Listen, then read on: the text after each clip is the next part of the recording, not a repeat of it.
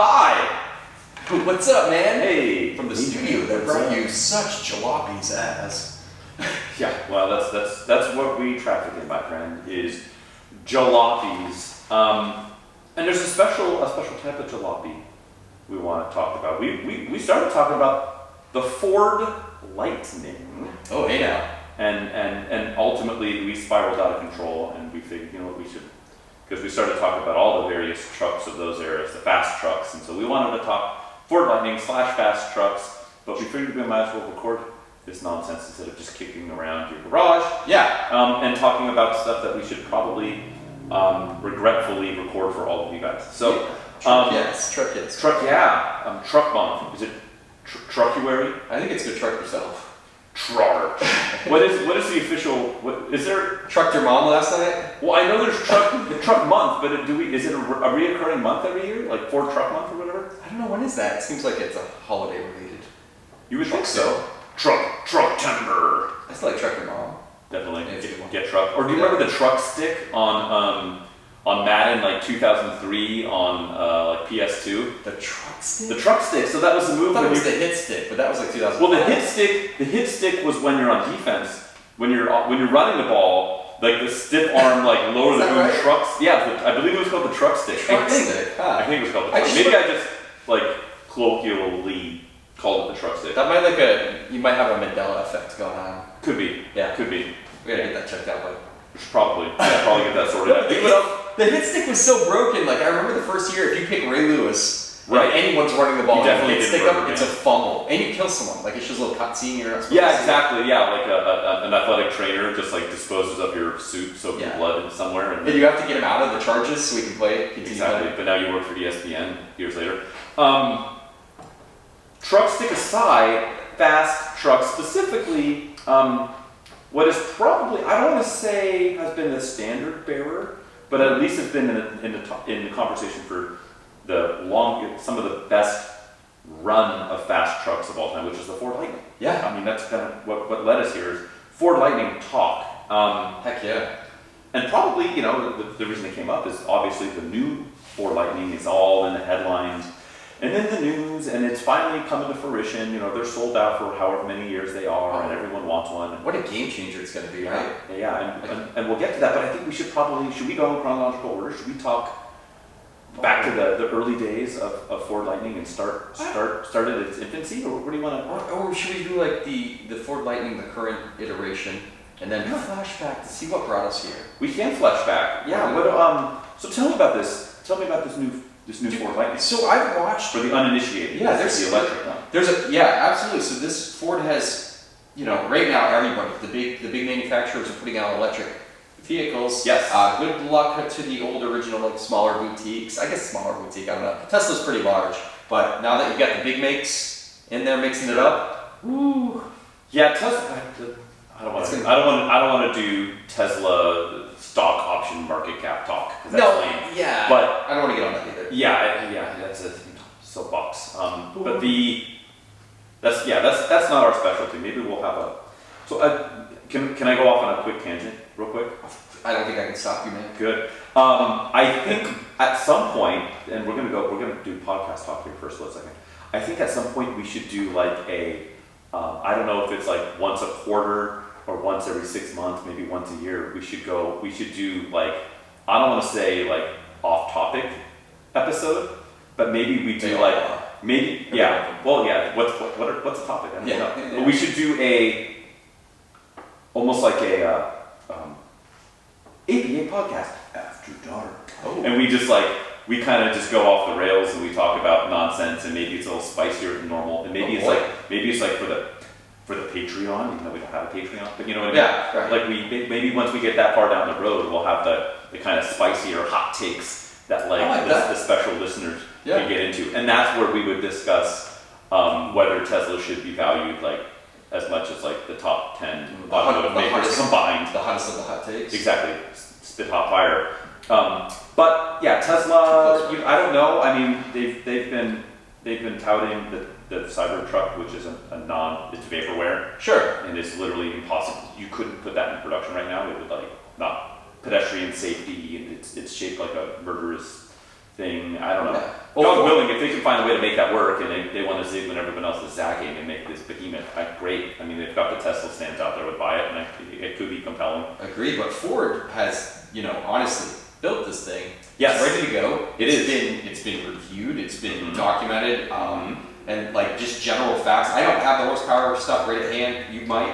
We're looking at, so as it stands right now, to the best of my knowledge, anyways, I think they're just about 450 horsepower for the base. Right. Right. This standard battery or whatever you call it, and then Torque it's got to be 700 and something. I'm sure something. yeah, probably something obscene Yeah. from I don't want to say from idle because they don't idle, but you know what I mean. From tip-in.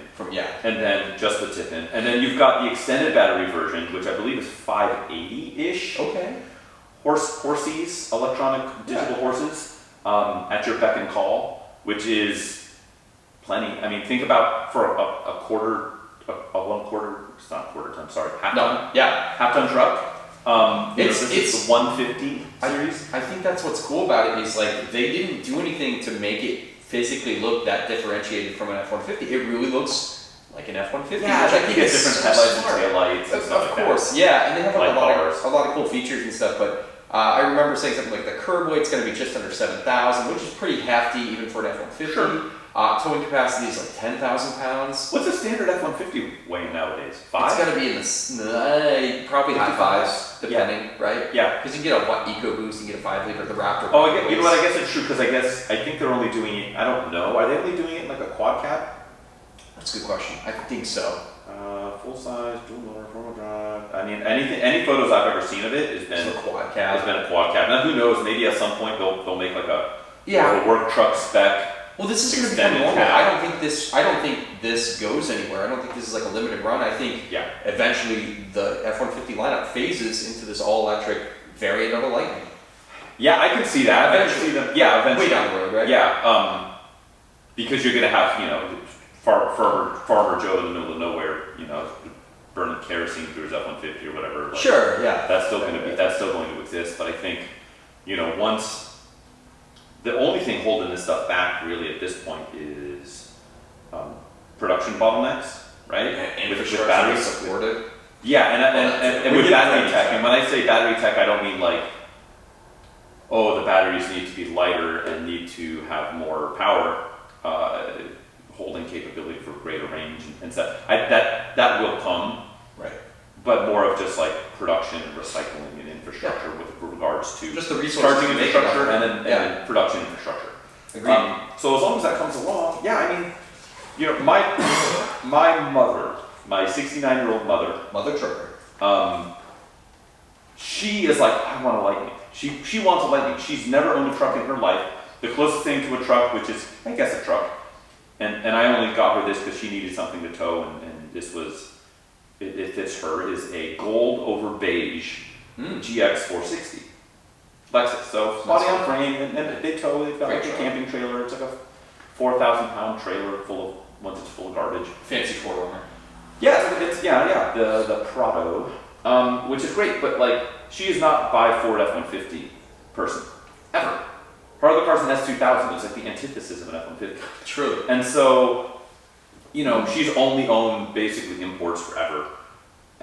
She's like, I desperately want Ford Lightning. I think that she won't be able to get them because they're not. They're sold out. I'm sure she's watched the Ford promotional videos. They're pretty good. If you haven't bought into the hype yet, is that where they pull like the 1 million pounds on rails or something like that? They did on this one. They showed it pulling a helicopter on a trailer, which was interesting because that's what you do. That reminds me of those classic like a rock, like the commercials where they're hauling like the 90-foot trailer full of like concrete. Right. All the old school truck. How about the Tundra pulling the shuttle, right? Yes. Yeah. Exactly. Kind of out there imagery, but the commercials are really cool because the Ford Lightning is like the power goes out of your house. You can power your house for like 4 hours. Mm-hmm. And it's like the ultimate like we're gonna go camping only like 100 miles away from home.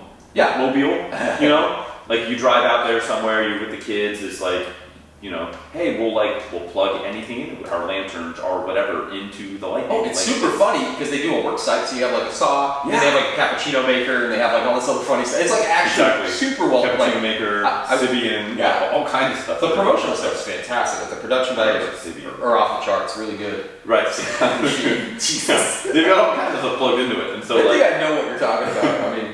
Hey, I pity the Google searches. That's your cross. The Google searches that result from this podcast. Exactly. Please, don't use work computers. But they they literally this past week, I think, week or two, officially kicked off production of the truck, right? Yeah. It's now what them kicking off production compared to how many are actually coming out? Are they pushing out 100 a day? Is it one a day? Is it one a week? Is it 10,000 a month? I don't know what that is. I'm sure they've got a reservation list that's 2 years long at this point, if not more. But apparently they're toting some pretty cool stuff, like zero byproduct waste, super clean assembly lines. They've got their own plants pumping these things out. I think that stuff's so cool. I mean, it's just when you get a company like Ford is a massive automotive company, right? Yeah.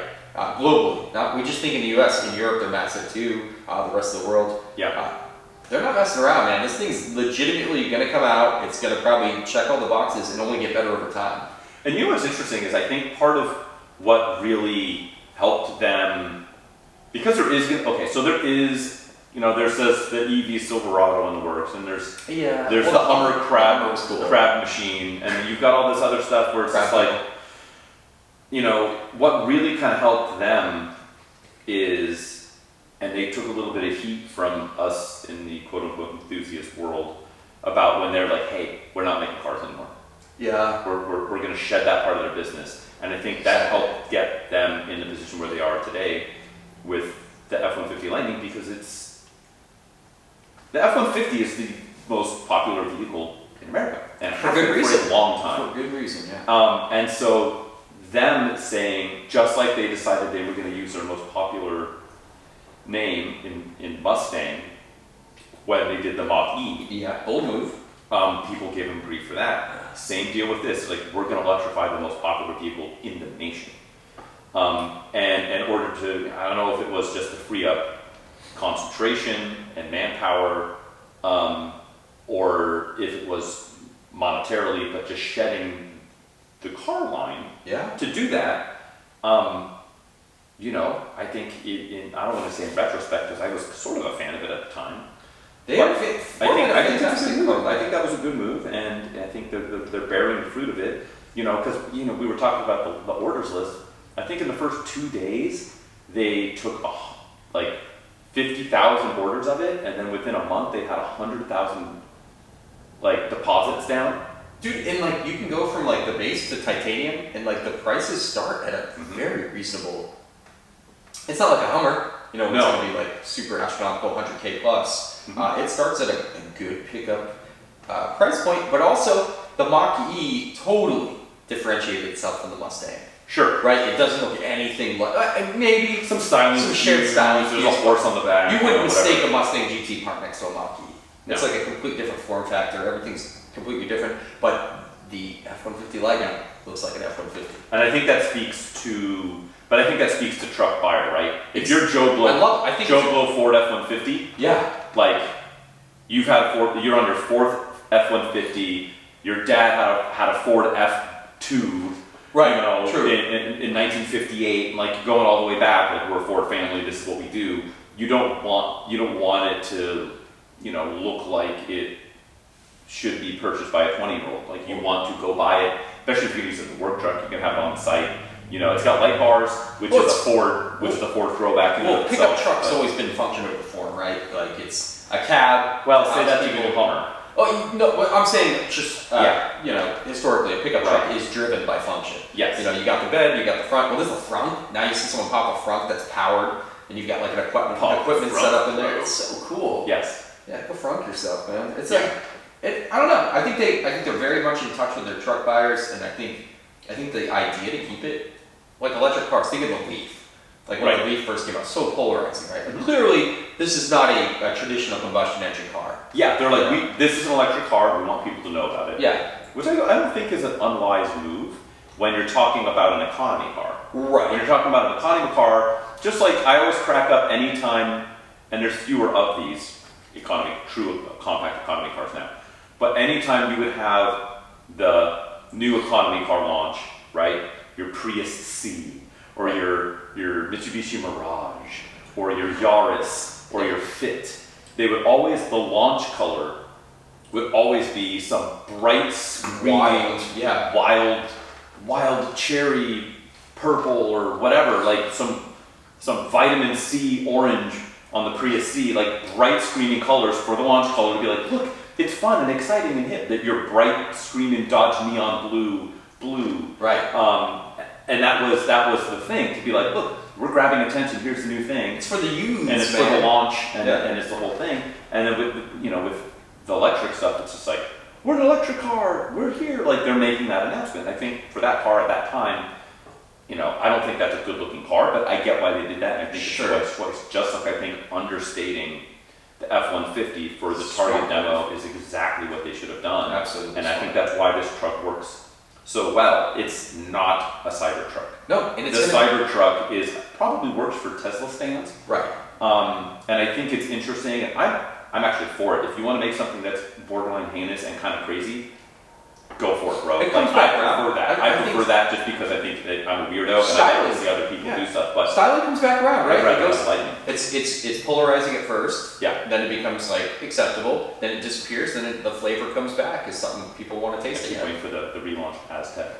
Or Saab with their quirky hatchback design. The U.S. domestic market Fiat Multipla. Oh. So Renault. Yeah, I think. There's zero doubt that the F-150 is going. I think the only way the F-150 can fail is if there is some very well-known engineering flaw, right? Like all of a sudden, right? But like you had Toyota had the issues with the unintended acceleration, which I don't want to say was much to do about nothing, but it really painted them in a bad light. Same with Audi with the diesels in the early mid-'80s when they had the runaway diesel things. Or flip over crashes. Yeah, the Ford Explorers. Convertibles being too dangerous. Yeah, the Bridgestone Jeweler tires blowing and flipping your Ford Exploder over. Or your Pinto, or actually Ford's got a lot of them, apparently. Yeah, well, just don't get rear-ended. As long as none of that stuff happens, we're like, oh yeah, like 10% of cars, if you slam the door too hard, they'll get electrocuted or something that wouldn't happen. But if I think that's the only way this thing fails, because I think they nailed it with marketing, or if production, or if people have all these deposits and they say they're going to get it in 2 months and that turns into 4 years and nobody has it and it becomes a running joke. They've got the reach, they've got the resources. They do. But yeah, who knows? The cobalt is no longer available because Putin nukes the world's largest factory, plant or mine or whatever. Or it turns out that Ford was using slave labor to mine heavy metals, and it becomes this ridiculous Ford assembly line started making tanks in World War II, so I think we can. That's right. We can take care of the Putin thing. Yeah, exactly. Yeah. Oh, we can't make our Ford Lightnings anymore. Here's some Abrams. yeah, exactly. Back like they were stamping out Shermans. But yeah, dude, we're overlooking it though. This is the fastest F-150 ever made. I mean, it is going to deliver some of the tasty electric stuff we love. I mean, it's going to tow. It's going to have an amazing speed, great power. And I think a lot of the ranges they've been quoting when they're talking 230 on the base, and I think 300 on the 320 extended something battery on the extended. Those were they're saying yeah, you can tow. That's at capacity. It's wild. So, if you're towing a sail, it's probably not going to help you out. But these are going to be usable. They're going to be great. And here's the thing: we're at the infancy with this kind of stuff. Yeah. The Rivian is out and successful. You've got the Hummer EV. That's kind of it right now. And I think, imagine where we're going to be at with these fast electric trucks in a decade. Yeah, I mean, kind of the sky's the limit. So long as, again, what we said before, as long as the infrastructure is not that far behind, because it's certainly behind. For sure. It's behind the way it is, and I don't think this is not an overnight thing. We'll just install, good lord, 100,000, We have brownouts from people running their AC in the summer. I mean, how are we going to deal with like everybody's vehicles now? Yeah, it took what, the San Francisco Bay Bridge here, we're here in the Bay Area, and that took what, 30 something years before they finally were able to start building that thing. That's right. Because, so this is not an overnight thing, but brownout makes me laugh every time I say it too. Exactly, yeah. Like code brownout. Exactly, the brown note. So this is, yes, as you said, the fastest Ford F-150 ever built. That's not to say that there weren't previously fast Ford F-150s. Let's talk about Lightnings. I think that's what you're. I'm trying to ignite this lightning conversation from. Were you the previous lightning? So this is, I guess, technically the third generation, the electric one, the third gen of the Ford F-150 Lightning. I'm still bummed out they never truly made a fast Ranger. They made the Splash. That had some really cool graphics. That's true. It looked fast. It did. However, Ranger Danger. They should have. Yeah, they have all the time. Imagine like a EcoBoost, the current EcoBoost 3. Like the EcoBoost Mustang drivetrain in an OG. Ranger. Yeah, like a '92 Ranger. Oh. So F-150 Lightning. Oh, time out real quick. Yeah. They almost made the show Ranger. Ooh. They made one prototype where they dropped the 3-liter Yamaha built Yes. 220 horsepower engine into a Ranger Mm-hmm. with a manual. Well, that was the beauty of that motor. The whole intake and everything was made to be modular, so you can spin it around either way. Wouldn't you kill for that? That would be the coolest truck. A little tiny 2-door, regular cab, 5-speed manual, pop, and it had like the body cladding. If you got to put that, see, that's the beauty of that motor is you can it transfers from longitudinal whatever. If you got to put that motor in any Ford product, what would you put that in? That SHO 3-liter Yamaha headed V6, 220 horse. I mean, what a great drop-in for like a Mustang GT at the time. Yeah. I don't know what you would have called it because you already had the turbo 4-cylinder. Yeah. You had the regular 3.8 pile of boat anchor garbage. I don't know. Dropping in a Ford Escort. I was going to say, what about like the OG Mercury Caprice? Okay. That could be cool. Yeah. Well, those are basically Fox bodies, right? No, I'm saying you're going back before that. Yeah. Okay. Yeah, like the captive import Ford Capri from Europe. Yep. Those are huge. Brought in as. Yeah. Ooh, that'd be fun. That'd be spicy. That'd be cool. That'd be cool. Too bad. Maybe a Ford Tempo or something. Too bad they didn't have a true like roadster or something that could have dropped into. They were supposed to have a mid-engine car. That was what they wanted before. Yeah. God, they would have killed Pontiac if they had actually. Yeah. Well, Pontiac killed GM killed Pontiac. Pontiac's the GM killed the Fiero V6 was way outclassed by the show engine. It wasn't even close. Oh yeah. It was a non-entity. Anyways, we're going off the rails. There we go. Crazy train. F-150 Lightning. Yes. You want to talk about the original? Most people. I mean, most people know the second gen. They don't know that much about the original. Let's start off there. Genesis. Yes. The not the Super Nintendo, but the Genesis, or the Master System, the Mega Drive. Yeah, Mega Drive. You could Mega Drive a Ford F-150 Lightning, the first gen, pretty aggressively because it was the standard. I think the big motor for the standard F-150. I think the biggest you can get was the 5.8, right? 5.8 V8. That was the. But the Lightning got a special one, I believe, right? Yeah, I think it was just massaged. I think it had like GT40 heads from what I read. Okay. So a little more airflow. 220 horsepower, 300. Yes, yeah, it was torques. 240. That's some good torques. That's good torque. That's a little twisty power. She's torquey. I love how they looked because the F-150s from that time were boxy. Right, a lot of chrome. So cool. But the Lightnings were all, correct me if I'm wrong here, were they all, like everything was color body color, right? So you get black, red, and I think white. Could you get a blue? I don't think you can get a blue. I think it was just red, white, and black. Yeah. Should have been red, white, and blue, for being honest. Truthfully, yeah. But red, white, and black, and it was like you got patriotism bumpers. Patriotism in the 90s was an all-time low. Yeah, exactly. Yeah. So pretty cool. Were those were all automatic only, correct? I don't think I've ever seen a manual. Yeah. So everyone I've seen, and they're very rare because I don't think they were super expensive. I don't think it was a super premium. So I think people bought them and just used them like F-150s. Yeah, and I think they did like 11,000 of them over. And this was mid '90s, right? Yeah. So that's a 94, 95. That's a small batch, and considering how much time has passed, and most of them were probably in places where rust ravaged the heck out of them, because F-150s from that period were just rust buckets. Yeah, well, that's the thing. They sold so many of them, and like they were ubiquitous, and so they were Look how just many treated like F-150s are still on the road from that period, right? There's none. Yeah. Like even a regular. I always like this on the standard F-150. I always like the base, the 4.9, the 300 cubic inch inline six. It's a good engine, yeah. Yeah, I always thought that was like like if I was gonna Wait. build, I'm not a build hot rod guy, but if I was gonna build like a T-bucket hot rod, I would want that big honking inline six. You're with, telling me your favorite engine isn't the 5.4 Triton V8? Like everybody, just kidding. No one. Yeah. It was the worst engine ever. I can't believe they did that. It's up there, dude. They have so many Boy. issues with those three. What were they? The 2-valve or 3-valve? I think it's a 3-valve, and it had 5.4 the Triton. They stuck in expeditions. yeah, the spark plugs were held in with like one half of a thread, and it just Until you tried to take it out, and then you got like half the yeah, spark so it plug out. sees, and then you're healy coiling the head. The original, and this is like sad. You can get the cheapest Ford Raptor you can get comes with that 5.4. Right, for just the first year, right? But it wasn't the whole And then model. 6.2. Half of them were the 6.2. You could Right. get a 5.4 or 6.2. Correct, but I think only for the first model year. Yeah, 2010. Something like that. Yeah. 29. It's like rolling the die roll, or losing Exactly. the die roll on that one. Yeah. But yeah, no. First gen Ford Lightning. I would First love gen Ford Lightning. I would love I it. have not seen one of those in a very long I time. saw one for sale, and I think it was in the 20s, 20,000 range, like 5 years ago. So I wonder what's if up that's for now. I don't know. And here's the thing. I wonder if this new flurry of these fast EV trucks is going to make people yearn for the faster trucks of yore. Well, name association, right? It's like the new Z's coming out, so the old Z cars are going to ride that wave of excitement.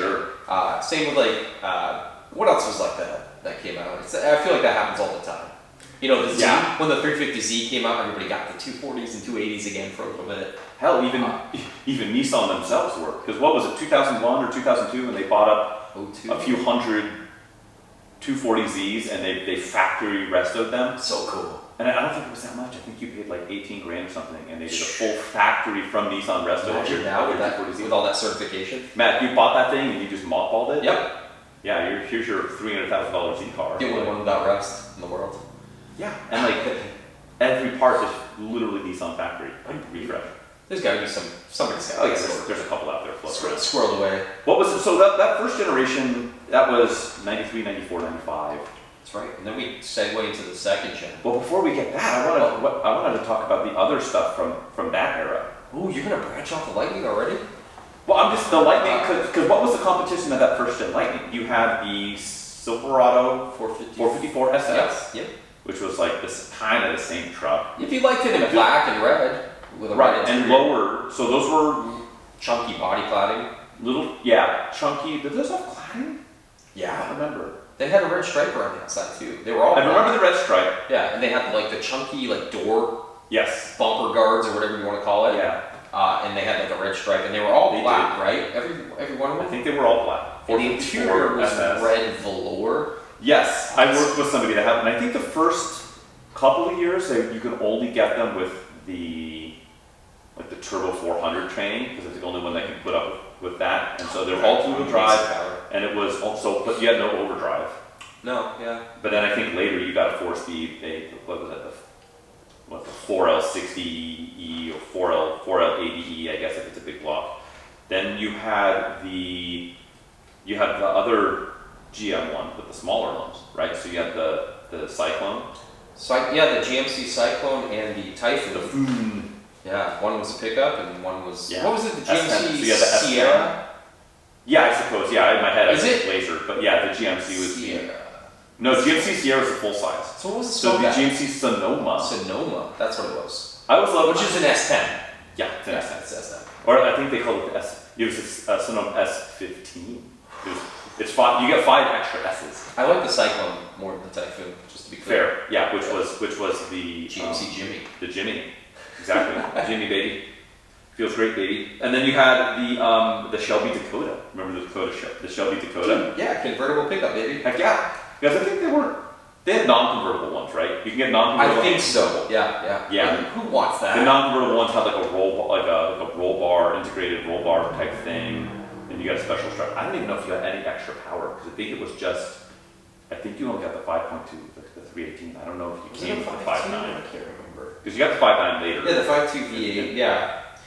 They should have stuck the 2.2 turbo in there Yeah. that they were rocking at the time. Yeah, that would have been interesting. They would have had to like boost that thing to the moon. I mean, they made 200 horsepower. I bet that V8 didn't make too much more than that. Oh, I'm sure. I think If it it did. did 180. It might have done 200. Little Red Express. Yeah, that was like the 70s little hot pickup. Yeah, late 70s, early 80s. You had, and then they had an all black version called the Warlock, which was very, very uncommon. But yeah, they had like wood paneling on the sides of the uppers on the lift gate and stuff like that. Right, yeah. That's a Little Red Express painted on the side. And then you had kind of in that same thing. There wasn't a whole lot coming out as far as sporting trucks from like Japan. You had in the late 90s, early 2000s, you had the Tacoma S Runner. Yes, yeah. Before that was popular. Yeah, that got no extra power. It was just a V6 with a 5-speed, and it was like lowered an inch or something, and you got like same kind of treatment as that first gen Lightning. Yeah. Where you had like color key bumpers and grill and all that stuff. So that was like the early days of the fast truck. But then you had the second gen Lightning, which I think is the one everyone mostly. So we're in the early to mid 2000s, right? Yeah, that was I think 99 to 04, I think. Gotcha. And that was the run on that. So with the second iteration, they had that 5.4, which was not a widely panned is not a good engine, and they bolted a supercharger to it. They did. Yeah, Which the is big cool. old Eden blower on it. It was pretty fast. I remember those things being Those were insanely dope. fast. Those were. You know what's it's funny? It's a wildly different car, but reminds me of because that truck had a certain aura around it. It did. They were all step side, right? They were all step side, regular cab, 2-wheel drive. They had some cladding kind of on the sides and Red and black were popular. red and black, and then I've seen silver. I've seen they do like a couple of different blues. They do like a darker blue, like a lighter blue, and then I think later like a much darker blue. Okay. I don't know if I've ever seen a white one, although I imagine they're out there. I think so. Yeah. Fleet white. But Right. Mark, those. What's interesting is those have this certain like aura of badassery to them. They did. That was similar to kind of like you remember the like the Caprice-based Impala SS. Yeah. Very similar type of vibe where it was like this kind of throwback, muscly, Well, the Impala SS too has badass that looking vibe. machine. That's what I'm saying. Yeah, that's what I'm saying. It's the Absolutely. same. That Impala SS had that very similar Just low, vibe where it's just wide, like, just look kind of menacing like that. you're not going to see grandma step out of that car. It's like You know, will in a vape cloud, maybe. Like, yeah, definitely. She's part of Vape Nation. Vape Nation. Yeah. No, I think that's grandma driving her slammed hella flush stance STI. Or her 300C SRT8.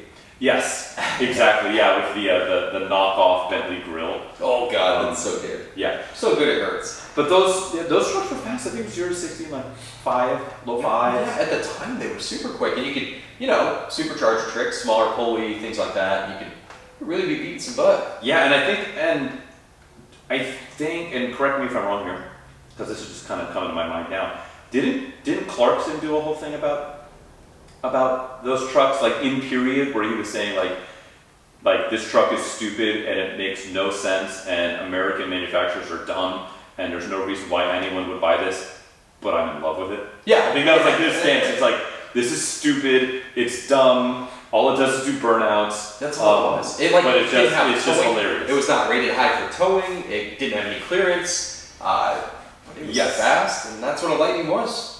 Yeah. Second gen. And that's a good competition though, because like Those were also automatic only, I believe, right? only automatic. Yeah, Yep. yeah. But that had the Toyota X Runner, which was super cool. Now that's a forgotten about truck. 6-speed manual.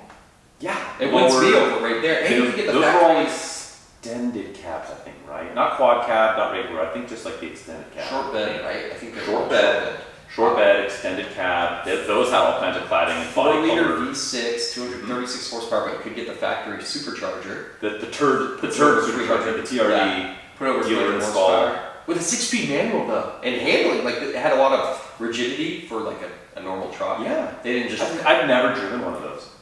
I've never driven one. Well, they're Or the, Lightning. the market's like Yeah. 15 grand right now, so we should probably Save our pennies. What's funny is like I guarantee a regular 2-wheel drive V6 Tacoma From that period is is probably $15,000. Ooh. I bet you it's even money.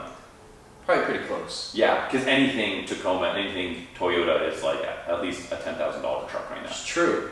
So I bet you it's even money. That's probably in the world of dumb things, probably a pretty good buy. Yeah, how many X-Runners have not been beaten on though? 7 Seven out of all of them. Yeah. So you have that, but yeah, that I still think probably of that like The King. early to mid 2000s of all the fast trucks, that is the King. I haven't looked at what those are going for. I bet you if you had like a museum piece one, it's probably. I bet if you had like a sub 100 mile. The second gen perfect Lightning? one, the second gen Lightning. Yeah, I bet you that's a $100,000 buy and bring it. They were all driven. Yeah. They were all driven. They But were if you have the museum piece one, I bet you that's Oh yeah. that's a $100,000 bring trailer, which is silly, but that's. But was it really the King? Because the RT10 by Dodge. Sure. Trucked Yeah. it. Viper That's the engine. Viper V10, 5 horsepower, 5 horsepower. Yeah. Woo! And yeah, that was. You know what that was? That was the Ram TRX as is to the Raptor as what the RT10 was to the Yep. Lightning. That was a Where we big said, okay, we're gonna turn our amps go to 11. They're gonna go full Spinal Tap. That was a And Spinal Tap. by the way, did you? I think I just saw the drummer for Spinal Tap just shed his mortal coil. I think it was last week. Exactly. Yeah. Stone and as it lowers from the ceiling. But yeah, I think the most memorable one and kind of the table setter was the Ford, what's the Lightning? Yeah. But the Ram was The Ram was cranked up. It was sillier. You can get it with a 60 ridiculous. manual in the regular cab only. Hood scoop, rear spoiler. Yeah, the stupid but hilarious giggle-worthy spoiler in the back. Yeah, imagine that with a The 6 exhaust speed, note, 520, the big chrome 20s. Oh, I'd rock one.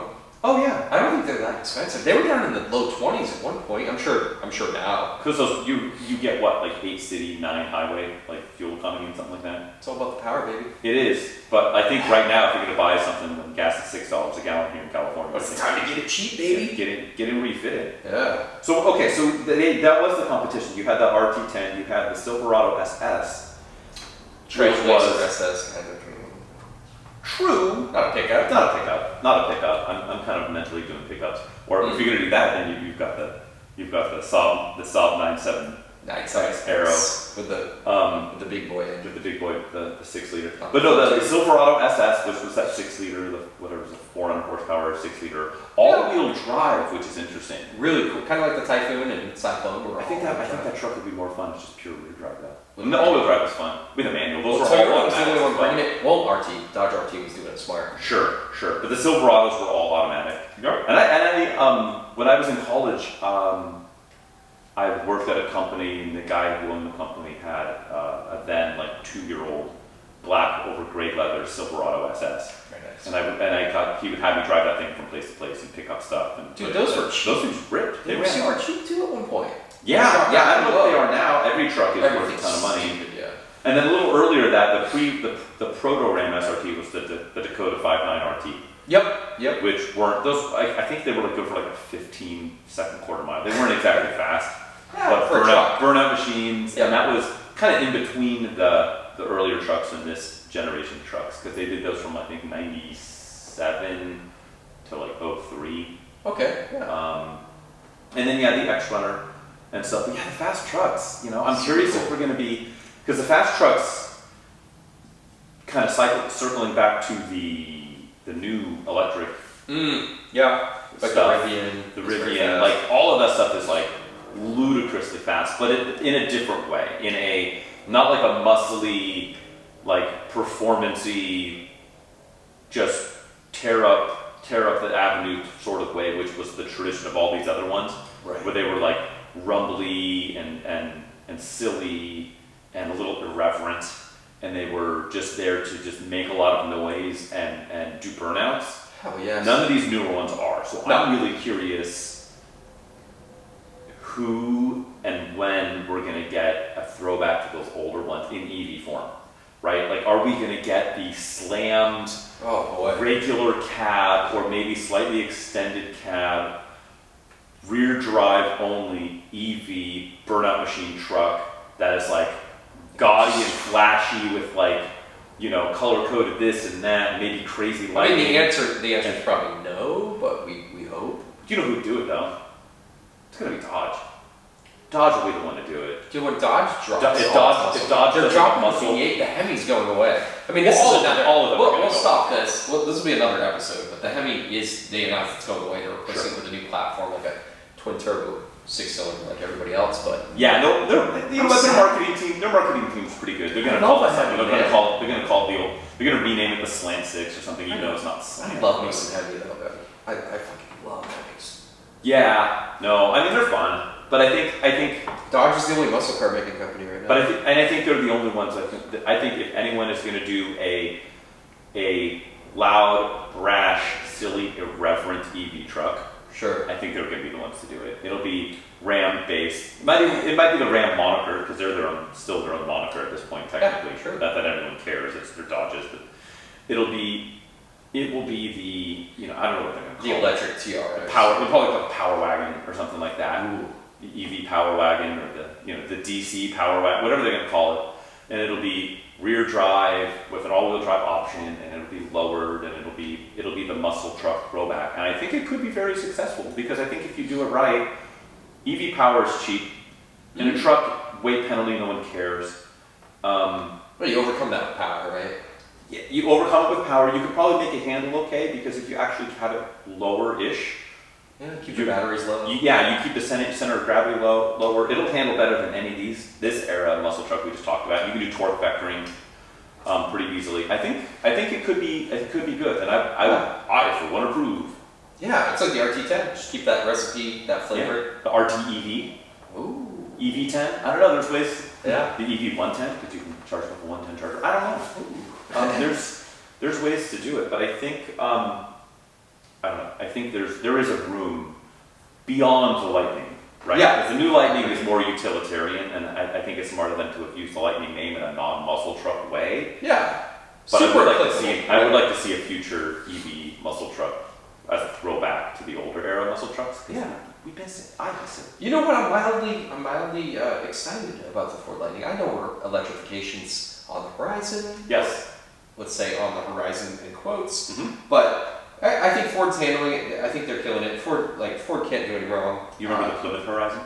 Yes. Sorry. Which is a Dodge Omni. It is. Yeah. It is. Which is in and of itself has a Mitsubishi motor in it. Right. Yes. Okay. Yes. Down the rabbit hole. Down the rabbit hole. But yeah, I for one welcome our electric Overlords. Ford. Yes. Yeah, right. It's like a Simpsons reference. Or Futurama, more than likely. But yeah, super cool. I'm super excited. We should grab some muscle trucks before they become unobtainium. Right. They're already kind of This there. might be the time to get it because I think so. I because think of this is fuel prices. If you Mhm. can get one, which one would you, if out of all of these ones, which one would you grab as a tuck it away and kind of work on it occasionally and not have to drive a lot? Manual RT10. That's probably the right answer. In I have a what? soft spot for whatever reason. I have a soft spot for the Dakota, the 5.9 RT. I don't know Yeah. why, because out of all of these, it's maybe the worst performing, The other than most maybe the like Shelby. what you could get in the regular truck too. Yeah, and it doesn't look that different. I mean, it does, but I had a buddy who had one just out of high school, and it was hilarious. So maybe that, or like the Cyclone or something like that. I think yes, we missed the truck or the bus. But I mean, apparently we're buying an S-Runner, right? Or an X-Runner. X-Runner would be Apparently great. we're buying an X-Runner. Manual. New project after If we can after score- the BMW here goes away. Yeah, if we can score a manual supercharged one. Yeah. Ooh, buddy. There we go. Okay, I'm into that. Okay. Speaking of which, Yes. I have to ask you a question. I have to quiz you, and I have one lined up. Yeah, you always like to quiz on me after we're done trucking around. This is true, and I'm afraid this one. I don't know. I think I gotta get one of these, buddy. I think this is a layup. I think I'm actually. You know what? I think I just hard fouled you and I'm putting you on the line. Doesn't mean anything. You're gonna. And I'm not going to say you're going to go full shaft and just put these things just miss the backboard, but I think I'm giving you something here. Which one? Are you talking early shack or are you talking icy hot shack? Well, It's not first, probably icy hot shack it up in here. well, first it's icy, it's all the pain. Then it's hot. I don't know. I don't remember the order. Is that the proper order? Yeah, it's Is it icy then hot? right. Is that Was what it, it's hot was icy? it actually his back? His neck, his back. I don't know. I'm not His, up on. Yeah, his exactly. something in his back. All of his anatomy. So I've got an advertisement here, and for the uninitiated, Yes. what we're going to do right now it's a little quiz show that we're doing, where one of us, that being me, is going to quiz the other one That's me.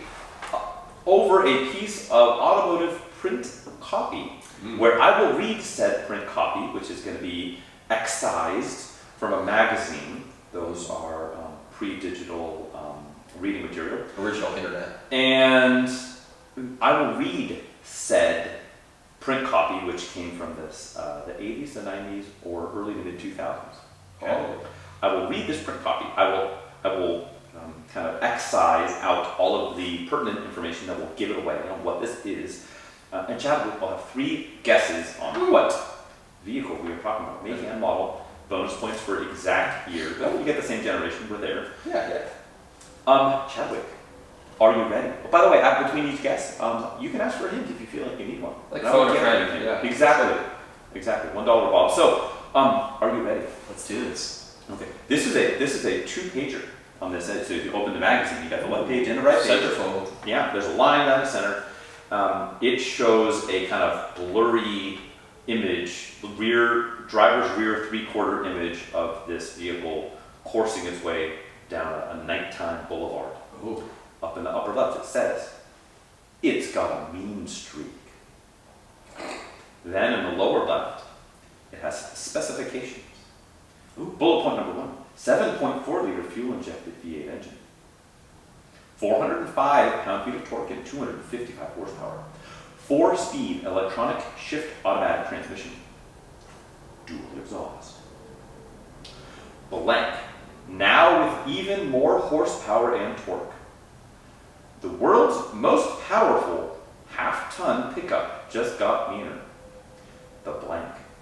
It's so serious, it only comes in black. And it's another reason more truck owners switched to blank last year than to any other truck.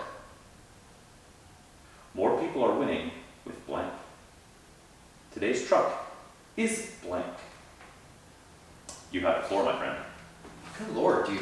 So this is, that's a massive engine. So just to catch the specs, 7.4 Yes. V8, 255 horsepower. 255, 405 torques. That's a lot of torques. Automatic, torques. dual exhaust, Yep, half ton. correct. I don't think we're talking Japanese here, my friend. Does not appear to be German, maybe? Japanese. Is the Tundra the first?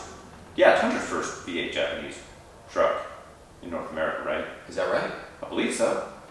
Honda certainly wasn't doing anything. No, they never did. Nissan, you didn't have anything until the 5.6 and the Titan.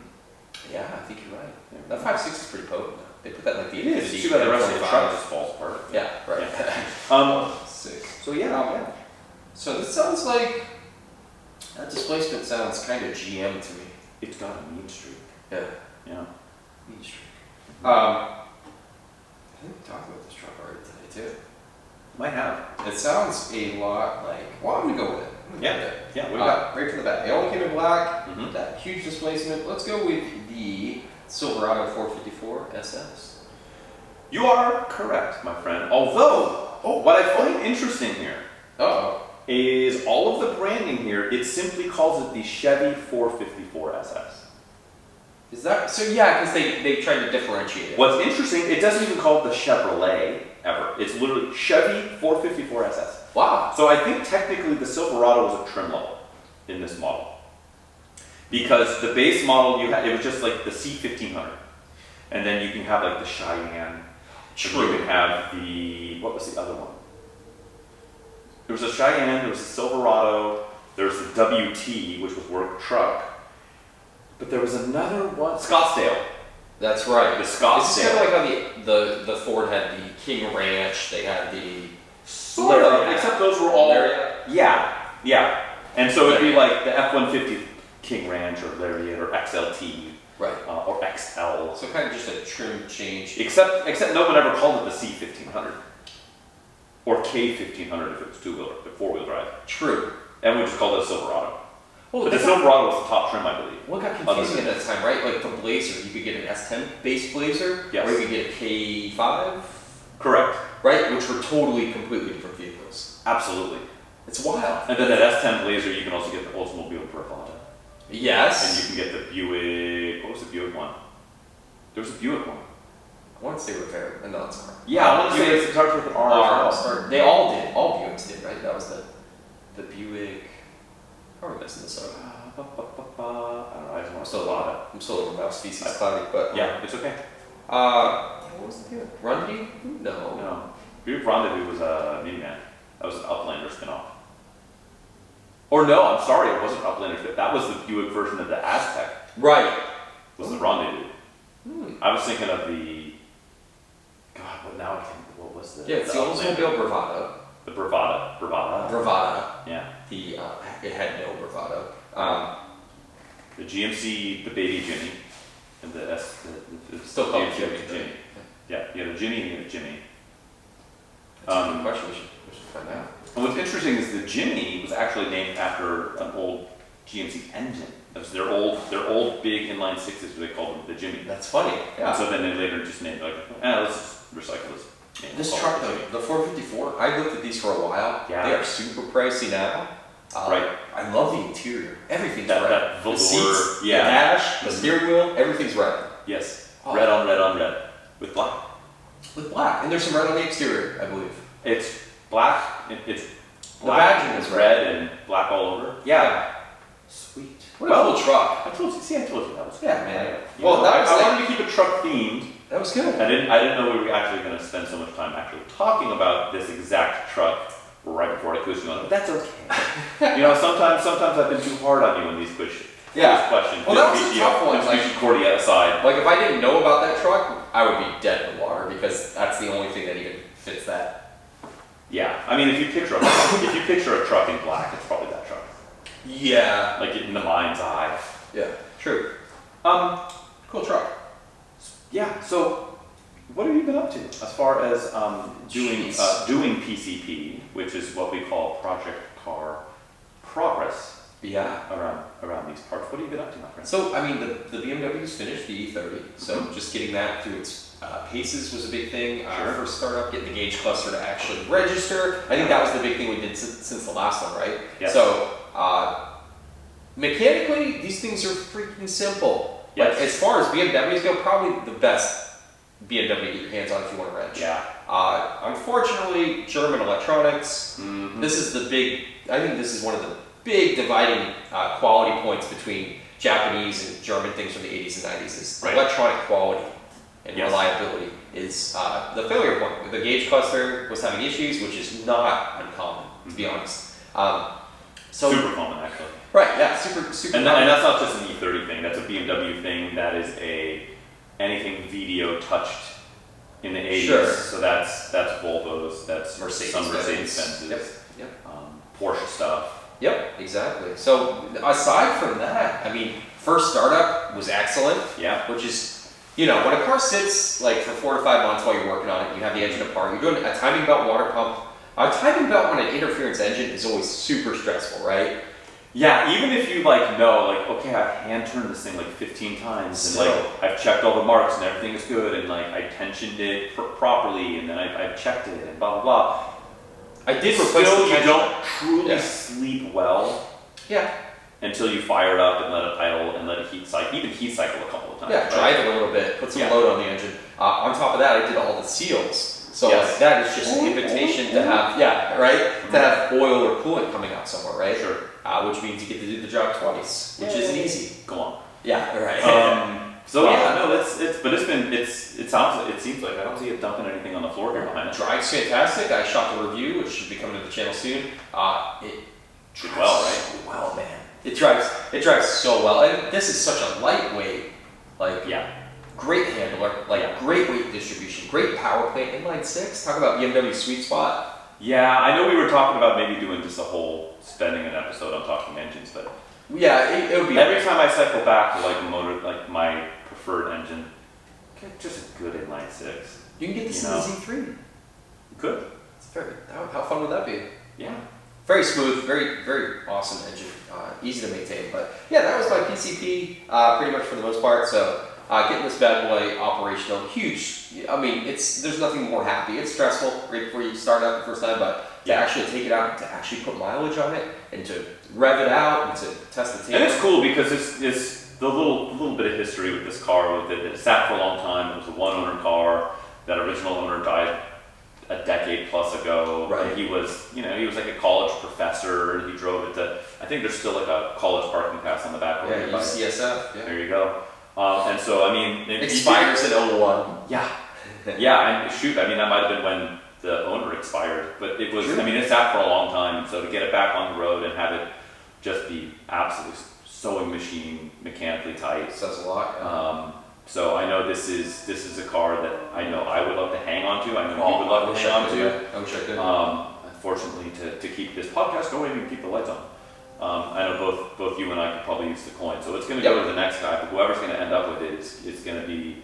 I just hope, because you know it's not always in your control, especially if you do the auction house thing, of like what the new home is going to be. Right. Like it could end up with somebody who they immediately want to just like cut the springs and go full like Bozuzoku exhaust. And, I don't think so. And turn it into a drift missile. This car is so clean and so original. So original. That I really hope that doesn't happen. You know, the next buyer's car's gonna be their car. They can do whatever the hell they want with it. But, I hope they drive it though. I hope they don't mothball it. I hope it gets driven.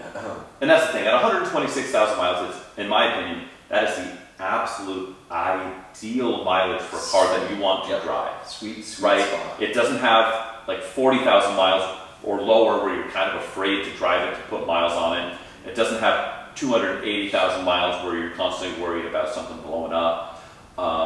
You know, and this car is so mechanically tight, and there's not the wear to the interior as a higher mileage car. Man, it's gorgeous. It's absolutely perfect. Like, I think if I find a bag of money tomorrow, I would cash this out of this car and I would keep it. Yeah, I would totally. We'd have to actually arm wrestle. We would totally fight for this because I think this as like just a rally drive car that is stock to go on various road rallies, whether it's some of the driving while awesome guys or there's like the Redwood Rally and the Breakfast Club Rally. Here in the San Francisco Bay Area, Northern California, there's tons of good roads. That's the thing. I mean, it's a good looking car, but it also is a driver. Like handling dynamics are like, I took it out in the canyons, man, and it works. I mean, if you wanted to put like sports springs on it, some super sticky tires or something like that, you bet. Yeah, step up to 15. Yeah, sure. Step up to some 15. Yeah, get some like 15-inch basket weave, something that looks appropriate. Intake exhaust. Chip it. Just supercharge it. Just nuts. Go down the rabbit hole. No, I would literally. I would keep all the powertrain, drivetrain, bone ass stock. Oh, for this one, yeah. I'm just saying, the potential in these cars. Yeah, it's just, I don't know. It's a lot of fun. So great car.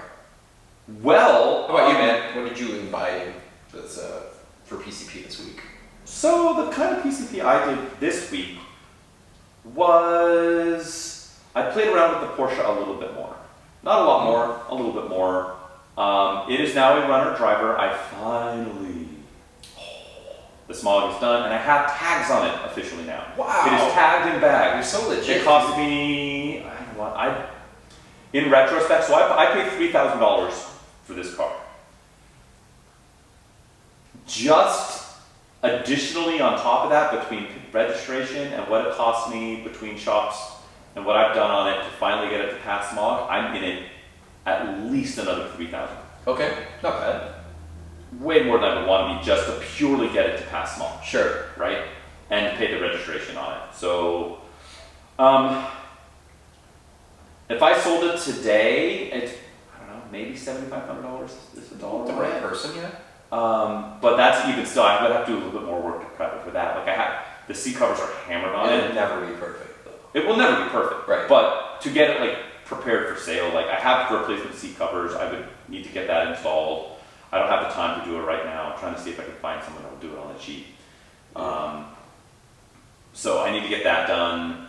And a couple of just really minor ticky-tack stuff, get a true detail on it. But it's got, since I picked it up, in addition to all that smog stuff, I've done I had the seat covers that I'm going to get done. I have them. They physically exist. I just need to get them installed.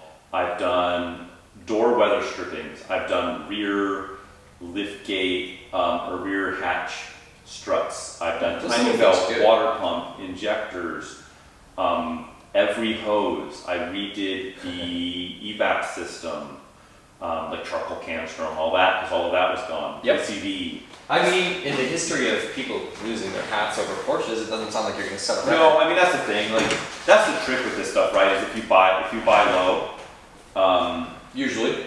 Yeah, unless there's something catastrophic. If you buy the right price and you kind of measure it out and say like, dude, I can sell this car for parts and come out on top, like you can usually be okay. Yeah, lower risk of entry. Which tease for next week, I'm also buying a car for on the cheap. We'll get into that later. I've hinted at it in previous podcast episodes. Yeah. But it's come to fruition, and maybe I'll save that for next episode. I like the synergy. Like I lay off buying cars, and you pick up. I know. Yeah, exactly. Yin yang, zigzag. This is working for me pretty well. Exactly. Yeah. Set them up and off and down, vice versa.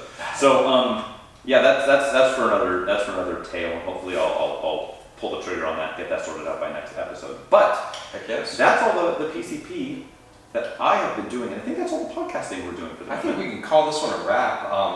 Lightning talk. For all the people, yeah, thank you for joining us for lightning round. Exactly. For all the people that want to follow you on social medias, oh boy, where can they follow you? I dabbled in the YouTube and I post things onto the Instagram. Both of those are going to be at the Photographer's Garage. How about you, Chadwick?